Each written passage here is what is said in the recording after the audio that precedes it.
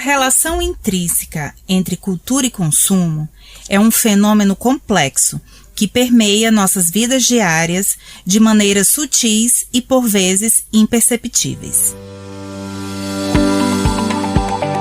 Nossa cultura molda não apenas nossos valores, tradições e identidades, mas também influencia diretamente nossas escolhas de consumo, determinando o que consideramos desejável, estiloso ou socialmente aceitável.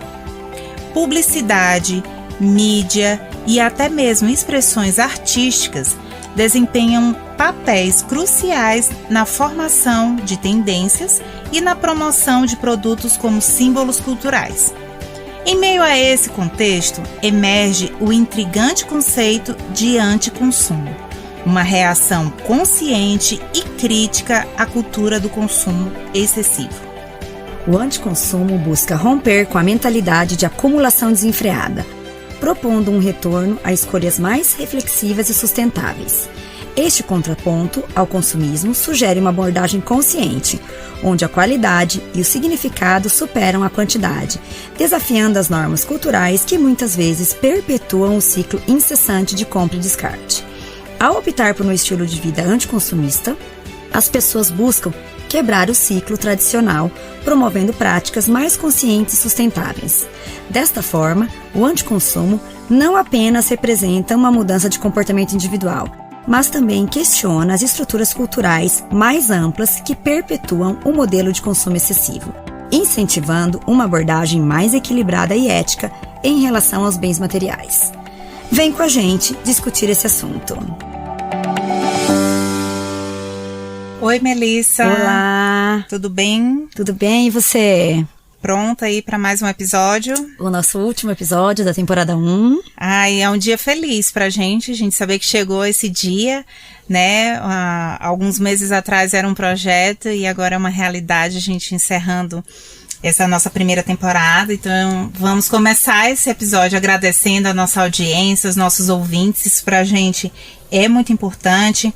Gostaríamos também de agradecer à Rádio UEM, a gente está aqui dos estúdios da Rádio UEM, Marcelo, Everton, que tem dado esse apoio pra gente, muito obrigada. Vez, né? Agradecê-los. Hoje no estúdio em especial a gente tem 2 convidados ilustres que estão aqui só nos acompanhando, que é Alessio, meu esposo, e Luiz Antônio, meu filho. Então, queria agradecer também o apoio de vocês e a presença, que pra gente é muito importante. É verdade, mas eles sempre nos apoiam, né? Alessio é nosso seguidor mais engajado. É, isso aí. Então, obrigada de coração. Falo como... Nosso cameraman tira foto, isso aí. Então, trabalho em equipe. Obrigada pela presença de vocês.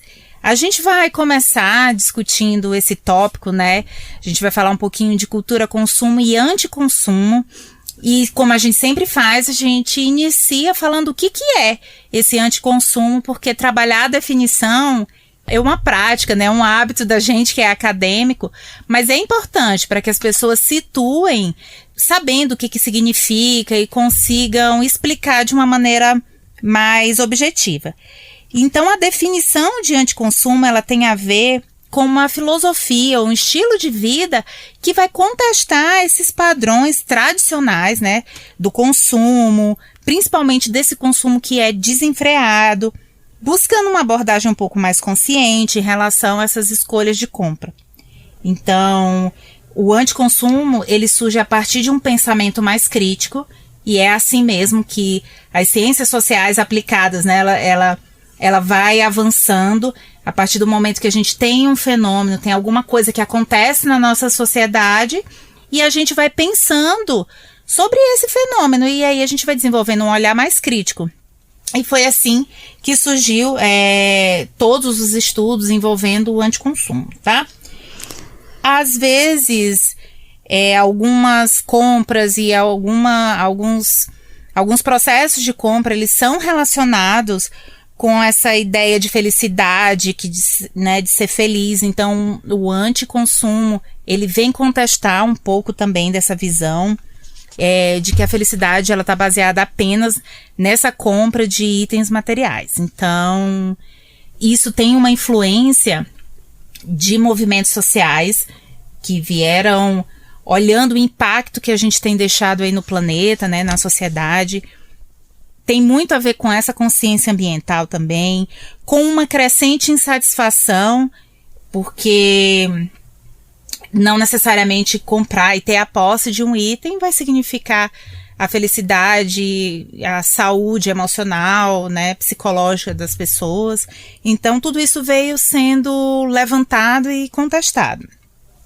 Inicialmente, o anticonsumo ele era muito associado com o movimento de minimalismo, que a gente vai conversar um pouco sobre esses movimentos, né, inclusive o minimalismo. Mas hoje, na verdade, ele tem um conceito mais amplo. E aí, o Marcos e a professora Maribel, eles publicaram um artigo de 2019, lembrando os nossos ouvintes que toda a descrição do nosso episódio vem contendo uma lista de referências que são acadêmicas, né, bibliográficas, e também tem uma lista com os exemplos e com as práticas de mercado das marcas, enfim, que a gente cita no episódio.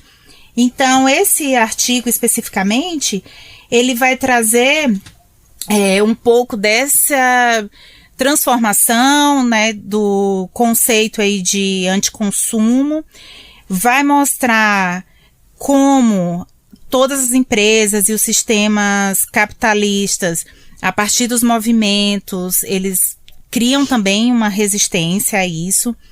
A definição teórica que a gente utiliza hoje, ela é um pouco mais abrangente, né, do que simplesmente não comprar, porque quando a gente fala de anticonsumo aqui da perspectiva que os autores trazem, a gente está falando de oposições que às vezes são coletivas, não são apenas individuais, né? Não é só o indivíduo, o sujeito que não quer comprar determinado item.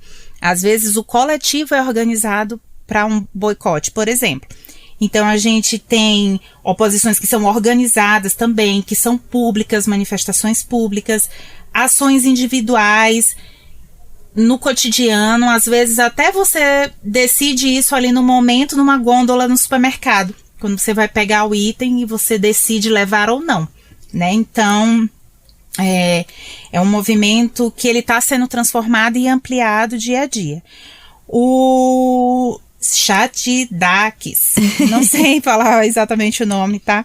Então, mas tá lá na nossa descrição também, e o Lee, 2 autores, eles vão definir a pesquisa de anticonsumo como o estudo a respeito das razões contra. Então, por que eu sou contra, por que eu não consumo determinado produto ou serviço, né? Então aí vai englobar questões éticas, ambientais, de resistência, por divergência simbólica, política, enfim. Isso passei aí por vários conceitos e por vários campos, tá? Então, com o tempo, o anticonsumo é importante, eu acho que ficar marcado aqui pra gente, que ele iniciou de uma maneira mais restrita e ele foi ampliando o seu conceito e a sua aplicação na sociedade. É importante a gente falar também, quando a gente fala de anticonsumo, que é um pouco diferente do não consumo. A gente falou do não consumo no episódio 5. O não consumo são as pessoas excluídas dos processos de consumo. Aqui, nesse episódio, a gente pode fazer um gancho lá com o nosso episódio 4, quando a gente falou dos consumidores, e falar do poder de agência. O quanto que um consumidor ele tem um poder de agência, um poder de escolha transformativo, né, dentro das perspectivas do consumo. Claro, né, é bom lembrar que os processos de consumo envolvem cultura, publicidade, mídia e indivíduos. O que a gente vai falar agora são essas pessoas que adotam estilos de vida, que vão um pouco na contramão do consumo. E os motivos para que essas pessoas fazem isso vai um pouco além da questão sustentável. Começa por aí, né? Começa a questão de não comprar, mas também envolve ciclos produtivos, descarte, enfim. É uma série de fatores que a gente vai tentar explorar aqui sobre a questão do anticonsumo. E a gente vai começar a falar sobre movimentos de anticonsumo, né? Que a gente vai falar um pouco como que eles surgem, como que eles se perpetuam. Então, existem vários que é basicamente uma crítica a essa cultura predominante desse consumo desenfreado. Então, esses movimentos, eles buscam a conscientização das pessoas sobre vários impactos do consumo desenfreado. Impactos sociais, ambientais e econômicos. Então, eles vêm aí com uma proposta um pouco mais sustentável e mais ética. E alguns movimentos são bem notáveis. Eu tenho certeza que de alguns que nós vamos falar aqui, vocês já ouviram falar. E a gente vai falar de outros que certeza que vocês ainda não escutaram. Então, é legal isso, né, Melissa? Porque estudando para a pauta aqui do podcast, preparando esse episódio, eu aprendi um monte, vi vários movimentos e como é que eles estão acontecendo aí ao redor do mundo, né? Acho que não tem como a gente passar pelo episódio sem começar falando do movimento do minimalismo, que é justamente essa simplificação da vida. E isso se daria, né, de acordo com a proposta do movimento, com a posse de menos objetos, né, de menos bens materiais. Então, ele busca basicamente eliminar esse excesso de pertences. Eu vi até um exemplo do Buy Nothing Day, que é o dia de não comprar nos Estados Unidos, né, que seria exatamente o oposto do quê? Da Black Friday, que é um dia que as pessoas compram enlouquecidamente, né, que o Brasil também tem importado isso, a cultura do Black Friday. Muitas pessoas esperam até outubro, novembro e chegando para poder conseguir, né, comprar. Só que a gente tem movimentos de resistência nesse sentido, tá? Um movimento que eu aprendi que eu não conhecia era o freeganismo. Então, também fui estudar sobre ele e entender que vários alimentos eles são descartados porque às vezes eles esteticamente não são bonitos, né? Pensando em frutas, em alguns legumes, mas eles são 100% próprios para o uso, para o consumo. E eles são descartados, às vezes pelas redes de supermercado, enfim. Então, esse movimento, ele faz a oposição a isso para tentar evitar esse desperdício, né, essa utilização mais ética aí, desses alimentos. E um outro movimento que acredito que muitos dos nossos ouvintes já tenham ouvido falar alguma coisa, talvez até sejam consumidores, é o slow fashion, né, que diz respeito, que é na verdade uma oposição. Então vejam assim, que muito do anticonsumo, ele surge como uma oposição lá. Né? Então, ele vem a partir desse lugar. Então, é uma resposta às fast fashion e desenvolveu-se aí o movimento slow fashion, que aí promove tanto uma produção, né? Não só o consumo, mas uma produção de uma forma mais consciente, de uma forma que incentive o uso de peças duráveis, de um material com uma qualidade melhor, produzidas também dessa maneira ética e mais sustentável, em oposição à moda descartável. Então, o slow fashion, eu acho que é mais um exemplo. É um exemplo bem legal, o slow fashion, né? E ele envolve não só... Ele envolve também questões produtivas, questões trabalhistas, várias coisas, né? Então, é bom frisar isso, que os movimentos... O próprio descarte, né? Das peças que sobram. E aí, geralmente, as marcas slow fashion, com os retalhos, elas acabam fazendo bolsinhas, amarradoras de cabelo. Tem vários exemplos desse, né? Que a gente consegue ver. Um outro movimento é o No Impact Man, que ele foi popularizado por Colin Bevan, que ele e a família dele fizeram um ano sem deixar pegada ecológica, estão questionando todo o impacto ambiental. E a gente vê, existem algumas páginas, aqui no Brasil mesmo, com alguns brasileiros, né? Tem uma que chama Uma Vida Sem Lixo, que é uma página da Cristal Muniz. Você falou de uma outra também, né, Lair? Comentou uma outra influencer que faz isso. Tem vários, assim, se a gente procurar, tem. Então, mas a Cristal Muniz, o Instagram dela é um diário, né, de tudo que ela vai consumindo e como ela vai reaproveitando sem que, né, os descartes dela e tudo que ela consome vire lixo. Então é bem interessante. É uma coisa que às vezes eu fico... que me chama muito a atenção, né, a quantidade de vezes que eu preciso trocar o saco de lixo descartável. Sim. E aí a gente consegue ali ver por semana o quanto de lixo a gente gera, né? Exatamente. Uma outra coisa que não é um movimento em si, né? Mas também é muito ligado também hoje em dia a indústria da moda, a moda que é a compra de segunda mão. Sim. Não só a moda, hoje em dia a gente tem vários sites e vários locais que vendem outras coisas de segunda mão. Não é um movimento, mas é uma prática de não consumo, né? É uma prática de não consumo, não, de anticonsumo. Onde as pessoas, elas optam por consumir roupas, móveis, livros, enfim, tudo de segunda mão, reduzindo bastante os impactos gerais no meio ambiente. E diferente do não consumo, né, nessa área é um pouquinho mais estudada. O não consumo, quando a gente falou lá, ela é uma área que a gente tem menos pesquisas sobre isso.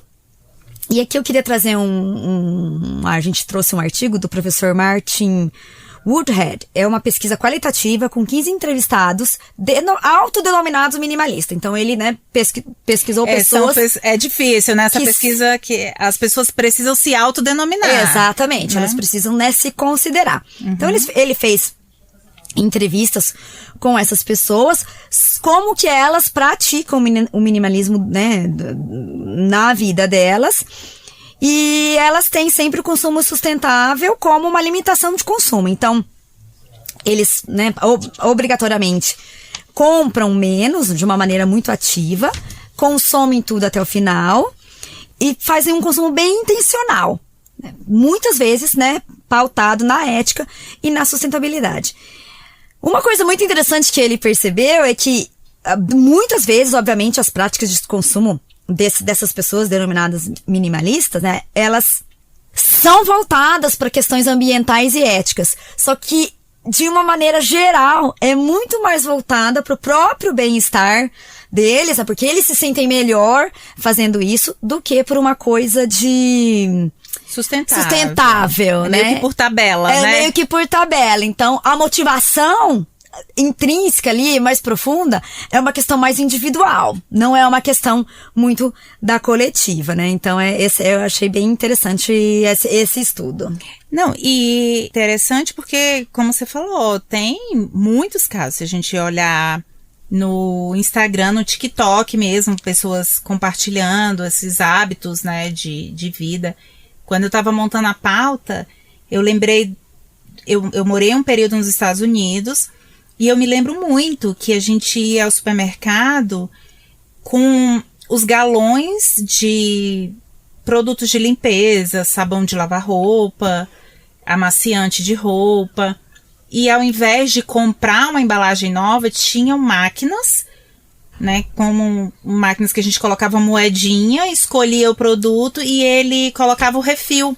Então eu não precisava nem levar, porque aqui a gente encontra refil que algumas vezes chegam a custar mais caro do que com a própria embalagem, que é uma coisa que eu fico muito aborrecida quando o refil é mais caro do que o produto com a embalagem.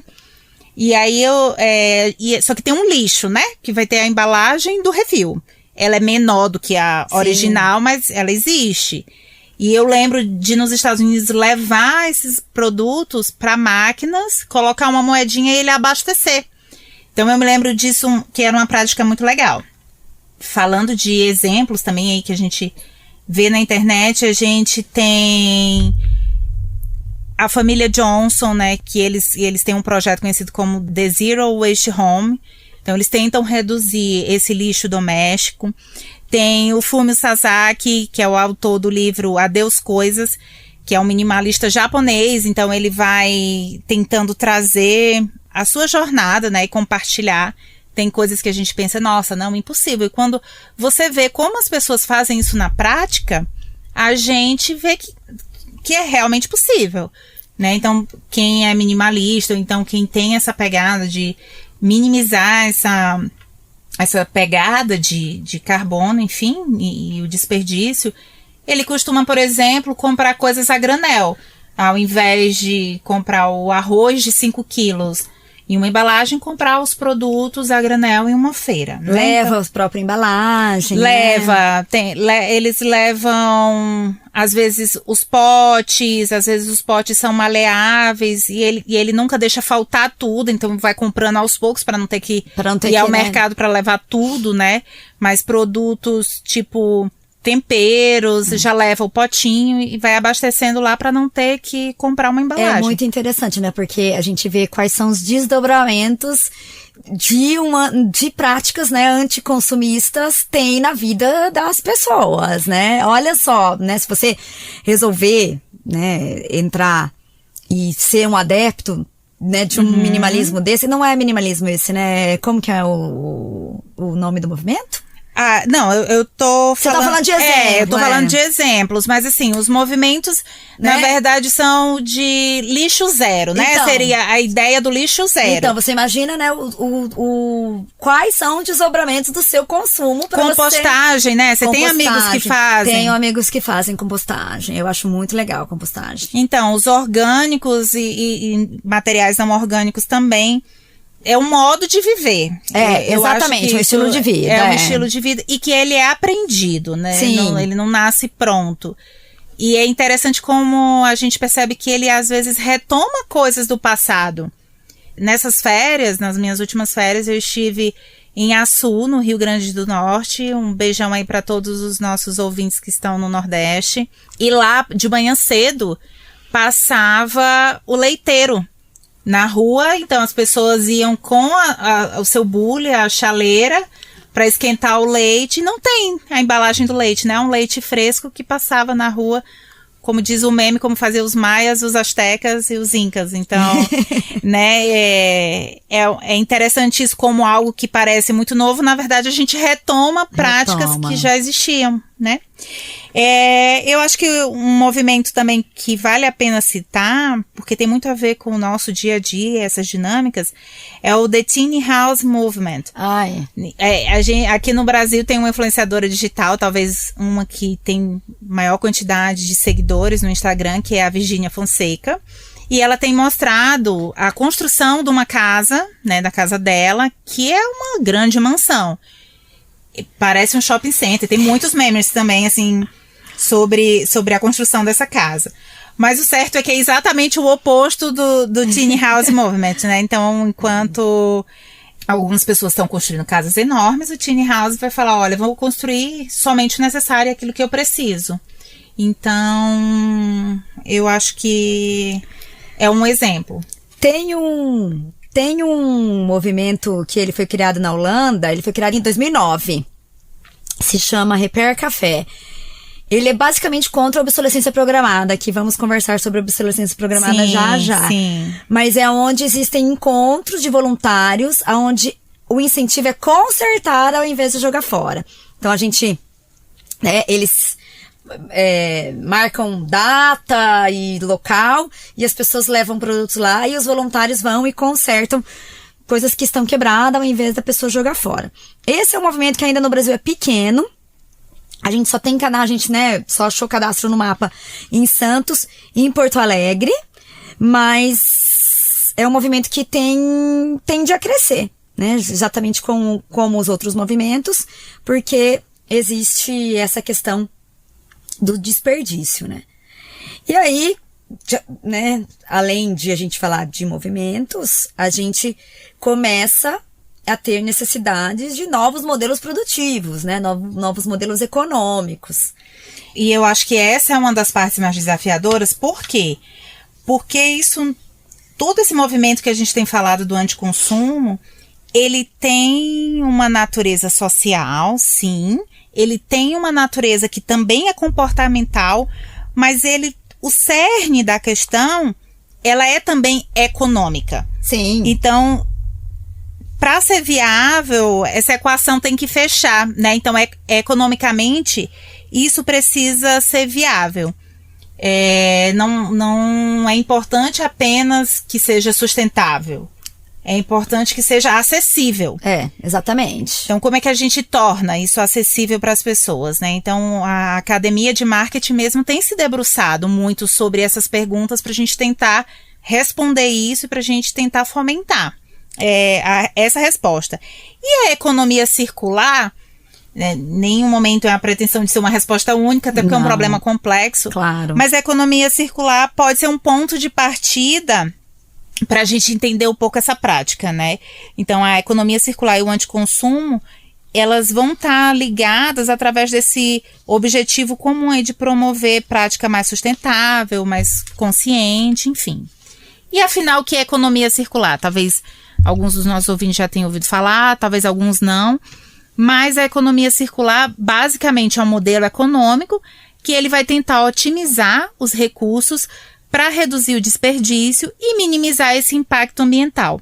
Então, em contraste com esse plano linear de extrair, produzir, usar e descartar. A economia circular, ela vai propor ciclos que aquilo possa voltar, possa ser reutilizado, possa ser recuperado, reciclado, regenerado ao longo do tempo, né, para fazer melhor aproveitamento desses recursos. É muito importante que a economia circular, ela é muito focada no ciclo produtivo, onde a gente tem que consumir nada de recurso natural, e se houver consumo de recurso natural, que exista uma reparação. Porque é esse, né, o problema que a economia circular vem sinalizar, que os nossos recursos naturais, eles não são infinitos. Eles vão um dia acabar. Então é isso. Por exemplo, uma coisa muito interessante que a economia circular fala, reciclagem não é uma boa opção. Porque o processo de reciclar utiliza muita água. Então, a água é um recurso natural que tende a acabar. Então, a economia, como a Larry falou, né, existem ciclos bem fechados, onde todos os resíduos, eles voltam para o processo produtivo. Então, nada de waste zero mesmo, desperdício zero.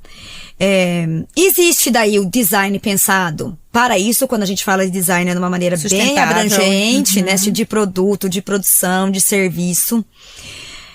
Eles invocam, né, eles defendem a reparação e a manutenção de produtos ao invés da troca, o compartilhamento de serviços, ou seja, né, favorecer modelos de negócio baseado em compartilhamento, e a economia da funcionalidade, onde não sejam só consumidos, produzidos e vendidos produtos, e sim quando você coloca algum serviço junto. Um caso que a gente vai falar disso agora, que é um programa batizado de Nuranal, é um programa, ele não é daqui do Brasil, ele nasce na Austrália, e o que acontece? É um programa de fone de ouvido por assinatura, porque fone de ouvido é uma coisa que quebra muito, né? Quebra demais, e a gente acaba... Você pode comprar aquele mais baratinho, você pode comprar o mais custoso, ele não tem uma vida longa, até porque a gente manuseia ele de uma maneira muito errada, de qualquer jeito, joga na bolsa, enfim.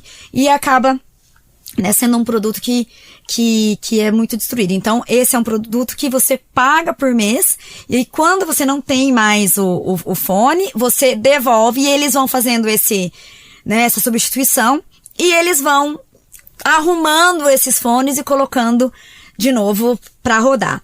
Então, isso é um exemplo de um dos pilares aí da economia circular.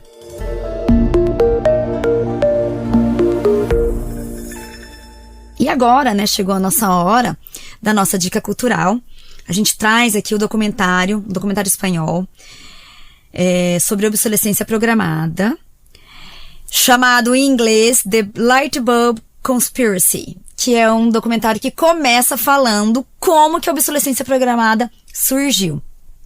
Que foi em 1920, as lâmpadas duravam 2.500 horas, e aí os donos das fábricas de lâmpadas se reuniram e decidiram em conjunto que eles iam começar a produzir lâmpadas que durariam somente 1.000 horas, para que houvesse o consumo mais rápido, né? E a gente vê isso em inúmeros produtos, né? Celular, né? Não só nos aparelhos, acessórios, carregadores, computadores, impressoras, né?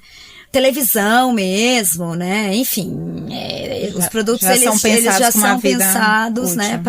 Com uma vida útil pequena. E onde é que o nosso ouvinte pode ver esse documentário? Desculpa, no YouTube, gente. Tem no YouTube inteirinho. Tem legendado, ele é espanhol, mas ele tem em legenda em inglês, em legenda em português. Está disponível.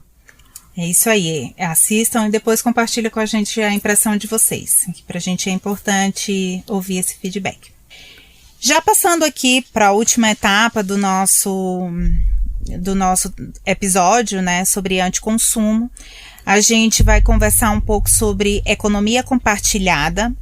Então, a economia compartilhada, ela também é conhecida como economia de compartilhamento, economia colaborativa, existem alguns nomes aí diferentes. Ele é um modelo baseado nesse compartilhamento dos recursos, dos serviços, dos bens entre os indivíduos, facilitado não raramente por plataformas, né? Então, esse momento tecnológico que a gente está vivendo, ele, de certa forma, tornou isso mais acessível, mais disponível para as pessoas poderem fazer essas trocas e compartilhar os seus bens e serviços. Então, a ideia central da economia compartilhada é maximizar a utilização desses ativos que já existem, desses bens, desses produtos, e reduzir o desperdício, promovendo uma abordagem um pouco mais sustentável para o consumo, tá?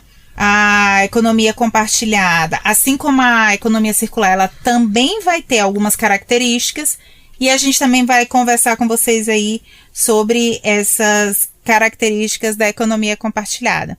Só antes de avançar, enquanto a Melissa falava da economia circular, eu lembrei muito da lei de Lavoisier, e eu conversava essa semana em casa sobre a lei de Lavoisier, né? Que nada se cria, tudo se transforma. Então, os recursos que a gente tem na natureza, eles já estão aí. Eles estão postos. Então, eles só vão sendo transformados. Mas o que existe está aí. Então, cabe a gente, enquanto humanidade, cuidar desses recursos para que a nossa própria geração, inclusive, e as futuras, tenham esse acesso. Pois é, que eles não são infinitos. Não são infinitos. E aí, as características da economia compartilhada? O que é que você tem aí pra gente, Mel? Eu tenho, assim, né, uma das coisas mais, assim, que eu acho que vamos já trazer também pra nossa discussão de consumo, é a questão da posse, né? Não existe posse. Então, eu acho isso muito interessante. A gente falou até da economia compartilhada em outros episódios, com outros enfoques, né? Que não era o anticonsumo. Mas essa é uma questão muito pertinente, assim, não existe a posse, a gente não tem posse, né, do produto em si. Não, então essa é o meu carro, né? Não tem. Eu tenho o uso disso. O uso, exatamente. E eu acho que também é uma característica geracional. Dependendo da geração, de quando essa pessoa nasceu. Claro que não é só a geração. Sim, claro, mas lógico, são N fatores. Lógico. Mas eu acho que a geração é um dos fatores que mais influencia na adesão desses modelos. Com certeza. Até, né, questão geracional, lembra quando a gente falou dos consumidores? É bem importante a questão geracional. É, bem importante. As plataformas online, né, como eu falei também. Então, você ter essas plataformas para conseguir compartilhar e oferecer esses produtos. E agora eu vou fazer uma viagem e a gente alugou uma casa para onde a gente vai viajar. Exato. Tem a ver com, tem o custo também, né? Que acaba sendo um custo mais baixo. Sim. Certo? Então a gente tem alguns exemplos aí, né? O Airbnb, como você falou, né? Sim. Que acho que todo mundo utiliza, né? Que hoje em dia é simples, você alugar, você gasta menos, você não tem, obviamente, né, o hotel, ele tem outras funcionalidades, né, então... E outro perfil, dependendo, né, da viagem que você vai fazer. Né, mas ali, o Airbnb, tem pessoas que alugam... eu já fiquei no Airbnb no Rio de Janeiro, onde a mulher morava no andar de baixo, era um sobrado, e ela alugava o andar de cima, né, então, assim, era uma coisa... Era dentro da casa dela, né, ela não tinha um prédio... Né, um apartamento que ela colocava lá como Airbnb. Era dentro da casa dela, né? Tem algumas propostas que alugam literalmente o sofá, né? Que tem o Couchsurfing. Exatamente. Eu tenho uma amiga que já ficou, acho que em Miami, a Juliana, a Ju, um beijão pra você. Se estiver nos ouvindo aí, hoje a Juliana mora no Canadá, ela já ficou no sofá da casa de uma pessoa. Então as pessoas alugam o seu sofá para alguém que quer dormir. Você pode ir. Sofá, claro que é um exemplo, né? Pode ser um quarto, mas pode ser literalmente um sofá. Tem o BlaBlaCar, que também é muito, né, que é muito utilizado. Você já usou? Você usa? Não, você acredita que eu não uso porque meu pai e minha mãe não deixam? 40 anos. Porque meu pai e minha mãe, eles têm muito medo de BlaBlaCar. Eles acham que vai acontecer alguma coisa. Então teve uma vez que eu ia de BlaBlaCar. Você acredita? Minha mãe fez o meu irmão ir comigo pra Curitiba me levar. Não, ela não vai de BlaBlaCar. Então não usei por isso, mas eu usaria. Mas conheço muita gente que usa. Não tem perigo. A gente tem uma ouvinte fiel do nosso programa, a Gabi. Beijão pra Gabriela. Né? Também, nossa. Ela disse que já viajou, inclusive na Europa, né? Não, eu toda vez que eu falo que eu vou de BlaBlaCar, na minha, tipo assim, nossa, é uma tempestade na minha casa que aí eu acabo não utilizando. Mas meu pai e minha mãe são psicóticos, negócio de medo. Então não dá pra ler. O que mais, Mel, que a gente tem aí de exemplo? Tem o Rent the Runaway, que é uma plataforma onde você aluga, né, vestidos, acessórios, enfim. Isso já é aqui em Maringá, né, muitas lojas de você aluguel, quando você ia numa formatura, num casamento, um vestido de noiva, que existem aluguel. Mas é que começam a ter lojas assim também que acabam alugando coisas meio que de grife, sabe? Que não é simplesmente luxo, pra você né? ir a um casamento. Sei lá, você quer ir jantar sábado à noite com uma bolsa da Chanel. Você vai lá e aluga. Olha que, né, que coisa, né? Então, olha como é interessante se a gente olhar isso na perspectiva do consumo. Você não possui a Chanel, mas você usa e vai em um restaurante X aí, em qual que você quiser, com uma bolsa da Chanel que não é sua. Claro que esse exemplo não tem muito a ver com anticonsumo, gente. Não, mas eu tô trazendo pra área do consumo. Não, e as discussões que têm sido feitas é exatamente isso, né? Academicamente, a partir do momento que eu não tenho a posse daquilo, mas eu pago e alugo, né? Isso é caracterizado como anticonsumo ou não? Né? Então, assim, a resposta, a gente está construindo esse conhecimento ainda, então a gente não tem essa resposta acabada. É como o professor o Martin, que eu dei o exemplo do artigo dele, ele fala, né? Nem sempre as motivações para práticas anticonsumistas são de cunho ético e de cunho ambiental e sustentável, né? Existem outras motivações por trás. Isso é uma das coisas mais interessantes, né? Super. E alguns exemplos brasileiros, né? Tipo a OLX, né? Eu uso muito. Eu gosto da OLX também. Eu uso muito. Eu comprei... O Luiz Antônio gosta muito de Lego, sempre gostou. E eu comprei uma vez um balde, assim, gigante de Lego no OLX. Ele novo me custaria, acho que quase R$2.000, o tanto de... Porque Lego a gente, quem é mãe sabe aí, mãe, pai, que a gente vê sempre na embalagem a quantidade de peças. Sim. Então a gente divide o preço pela quantidade de peças para saber por quanto tá saindo uma peça. Olha só. Pra gente saber se aquilo é barato ou se é caro. E né? Lego é caro, Lego é caro. Lego é caro. E dói no pé se a gente pisar horrivelmente.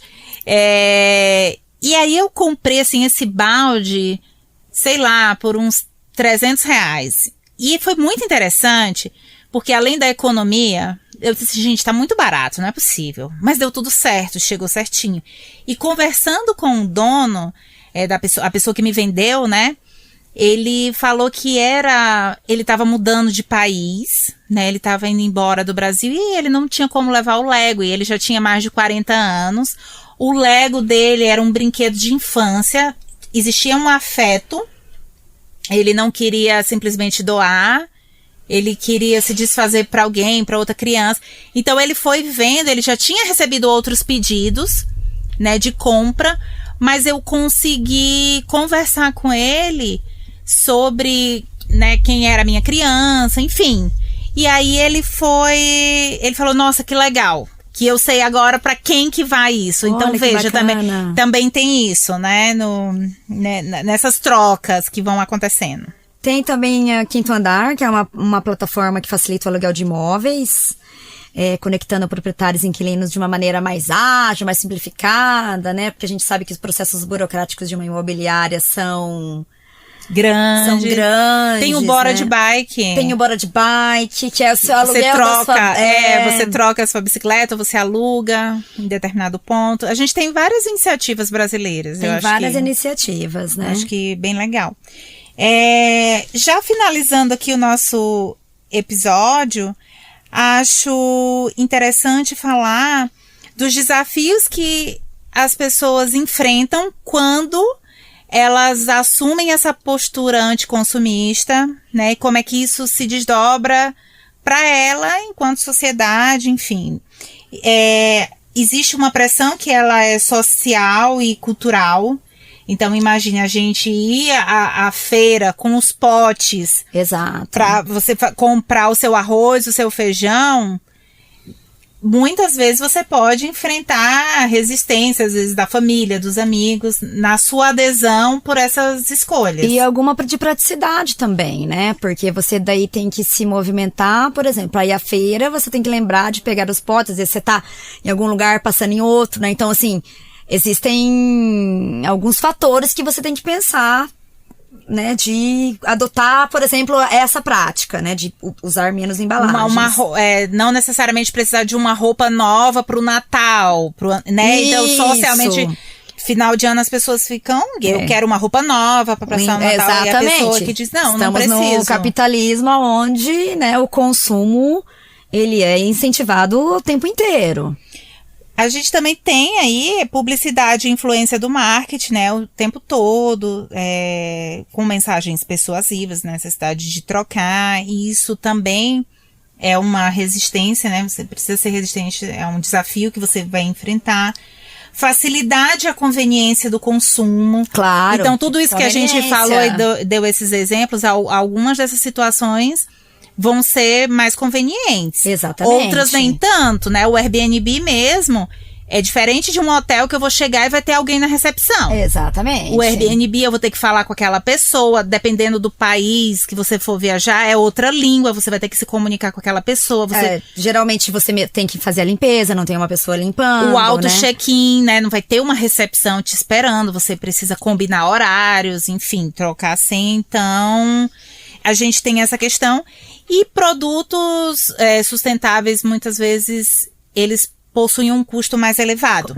A gente não quer colocar nesses termos, né? Claro. Mas, por exemplo, se a gente for, né, até uma das utopias, assim, muito grande do anticonsumo é isso. Até que ponto você consegue ser sustentável que não mexa no seu bolso? E aí, dependendo da onde você vem, é mais fácil ter, né, essa adesão ou não. Por exemplo, a gente, né, vai entrar aí num exemplo um pouco polêmico, mas não para polemizar, pra gente pensar mesmo. O slow fashion. Óbvio que uma roupa slow fashion, ela acaba tendo um custo maior que uma de uma empresa fast fashion. Óbvio, né? Até a gente que, né, somos administradoras, todo mundo que trabalha com isso entende que existe um custo muito maior. Mais sustentável, eles pagam todos os direitos trabalhistas, enfim, tem várias coisas aí. Usam a matéria-prima utilizada, usam né? matéria-prima mais exclusivas, enfim. E aí, se a gente pega lá o site chinês, Shein, você pega lá, né? É muito mais barato você comprar na Shein. Agora, como que você vai parar de comprar na Shein, comprar no slow fashion por uma questão mais social, se isso tá pegando no seu bolso? É muito difícil a gente falar assim, não, vamos todos agora, né? Tipo, é irreal. É irreal, né? É irreal. É bem irreal, na verdade, porque se tem uma mãe com 3 crianças, ela precisa mandar 3 crianças para uma festa junina, né? Às vezes ela, hoje em dia existem as lojas de aluguel de roupa de festa junina, mas enfim, né? Como é que ela vai sair, vai comprar uma roupa que seja, né, sustentável para as crianças dela utilizarem um dia. Sendo que elas crescem. Sendo que no ano que vem elas crescem, assim, é muito complicado, né? Então, assim, isso a gente tá falando não é o que está certo, o que está errado, mas que existe algumas utopias aí dentro desse sistema de anticonsumo, até porque a gente vive num sistema super capitalista, né? Que as próprias marcas, voltando a fazer o gancho do anticonsumo com o poder de agência, você falou, né, que às vezes tem marcas que o refil é mais caro que a... Muito, né? Então, assim, como é que você vai fazer? Você vai comprar o quê? né? Ok, você falou que eu vou pensar no o preço, né, Melissa, falando de equicultura e consumo tem tudo a ver com o comportamento do consumidor. Tem, Então, o preço, ele continua sendo o atributo mais importante no momento de uma escolha de consumo. Ainda é um atributo importante. Muito. Né? Não se olha só isso, mas ainda é um atributo importante. Então não é algo que dá pra gente tirar dessa conta. Não. Tem que incluir. Então, como é que a gente pensa sobre isso? Exato. Mas a gente já chegando, né, conversamos, a gente deixa essa bomba, como que vamos fazer, né? Se a gente utiliza práticas mais sustentáveis ou se não, né, como que a gente faz? Às vezes em parte da nossa vida, às vezes com alguns hábitos você consegue ser mais sustentável e em outros não. Enfim, não estamos aqui para expressar nenhum juízo de valor. Mas chegamos ao fim desse episódio e dessa temporada. A gente passeou um monte, né, Melissa? Falou um pouquinho aí nessa temporada sobre o surgimento da sociedade de consumo. Depois viajamos aí por muitas nacionalidades, muitos autores, para entender os espaços de consumo, como é que se transformou o lugar onde a gente consome.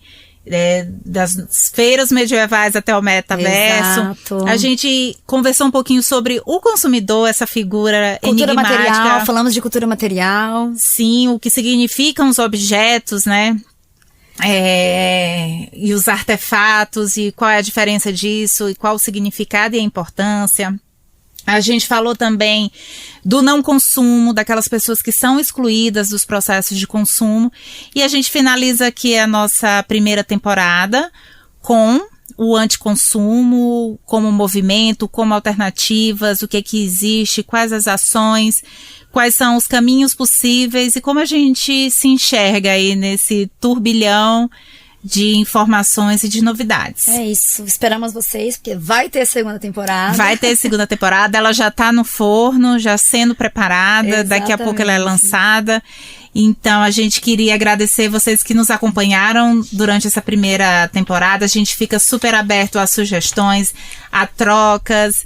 E pra gente tem sido um prazer estabelecer essas pontes entre a academia, o mercado, a nossa vida acadêmica e a nossa prática do dia a dia, porque a gente acredita que é assim que a gente vai caminhando enquanto sociedade, enquanto acadêmicas, na construção de um conhecimento que é coletivo, né, e compartilhado por todos nós. Exatamente. Até a temporada 2 e a gente se vê em breve. Até mais. Tchau, tchau. Tchau, tchau.